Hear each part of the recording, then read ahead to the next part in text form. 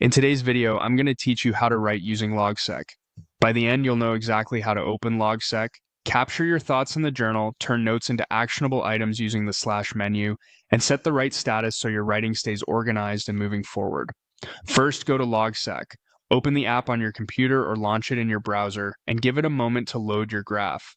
Think of your graph as your personal knowledge space. Everything you write connects here. Once you're in, you're ready to start writing.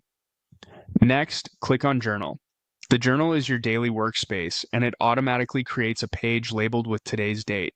Click into that page and start typing the details for the day. This can be anything that supports your writing session. A quick intention for what you want to accomplish, a working title, a rough outline, or a few key points you don't want to forget. Keep your thoughts clear and brief, one idea per line, so it's easy to scan later. If you want structure, indent supporting notes under a main line. Logseq handles bullet nesting beautifully, which helps your ideas unfold naturally without losing context. Now, when you're ready to turn notes into tasks, type a /. This opens Logseq's command menu. Start typing task, and you'll see options related to tasks. Use this to convert the current line into a task. It's a quick way to move from raw ideas to clear, actionable steps. For example, a note like draft intro paragraph becomes a task you can track, rather than something that gets buried in your notes. From here, choose the status that matches your plan: later, now, or to do.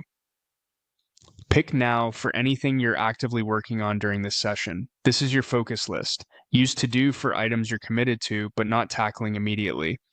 Choose later for tasks you intend to revisit when you have more time or after you complete prerequisites. Make your task name specific and easy to act on, like revise section 2 examples rather than something vague.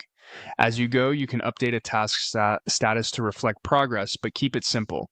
Today's work should stay in now, tomorrow's in to do, and longer term items in later. That's it. Open Logseq, write in your journal, use the / to bring up the task options, and choose the right status to stay organized.